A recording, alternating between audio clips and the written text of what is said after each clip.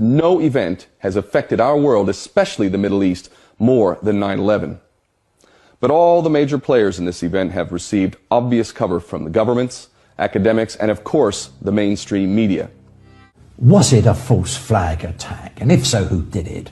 Well, there's just no question for those of us who are thinking the idea that these 19 hijackers led by a man in a cave in Afghanistan with some of whom were still alive. Yes, indeed. And the lead hijacker being Mohammed Atta, who was snorting cocaine, drinking booze, and hanging out with strippers. Fly a plane in a million years. I mean, it's such an insult, it's beggars belief that anyone bought that in the first place. It is indeed a false flag operation. The people that I would say we have absolute proof, beyond a doubt, which really indicts certain characters, and I think is very little talked about, is the purchase of the lease of the Twin Towers in the first place by Larry Silverstein and Frank Lowy. Now, these two billionaire Jewish businessmen bought buildings which financially were nothing but a liability. They were full of asbestos. They were full of asbestos. It had already been well documented that the cost of extracting the asbestos was in the billions. You couldn't just destroy the buildings because, of course, the buildings coming down would just release asbestos all throughout New York.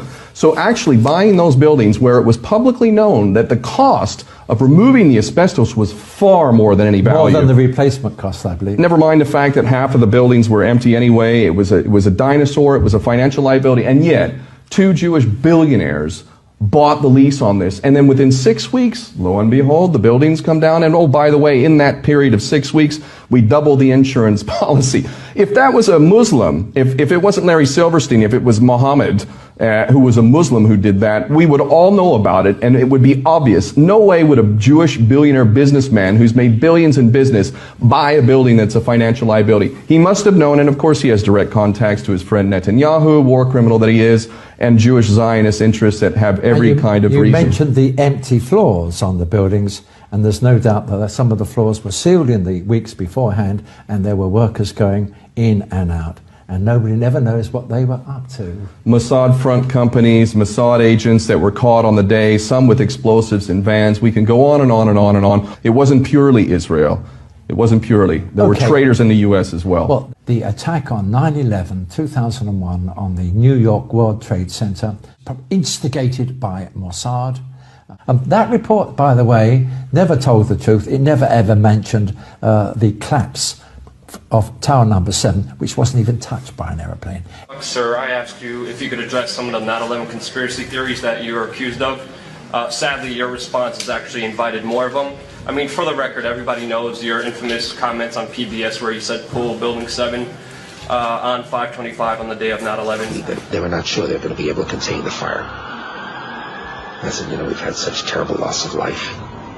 Maybe the smartest thing to do is pull it. And they made that decision to pull, and then we watched the building collapse. Your official response was that it was the firefighters. My question is, it was pretty clear that you meant the building, and if it was the firefighters, they already are outside the building by 12 because the water lines were broken. Ask the question. And the fire chief that you said you spoke to, Fire Chief Negro, denies talking to you on that day of 9/11. Can you answer those questions and address the theories against you?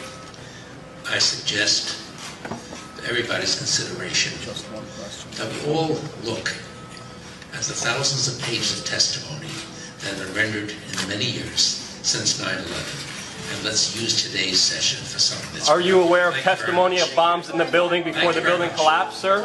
Are you aware of that testimony? Sir, there's testimony by Barry Jennings. Sir, you don't have to touch me. Listen, I'll walk away. All I'm asking is a question. I don't have to be kicked out. It's a legitimate question. You don't have to put your hands on me.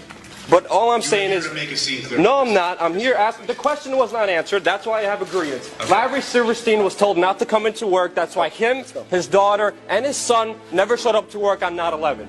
He put an insurance policy on the buildings. Reporters, do your job. Please ask some questions. It is like a tragic comedy that we as people have allowed ourselves to be conned into ignoring the mountains of evidence that indicts traitors within the U.S. government and military, as well as dual nationals, Jewish Israelis, who happen to have also advertised their desire for a, quote, new Pearl Harbor type event that would allow them to carry out a perpetual war policy for reasons of greed and power. Wrapped up in a blanket of patriotism, of course.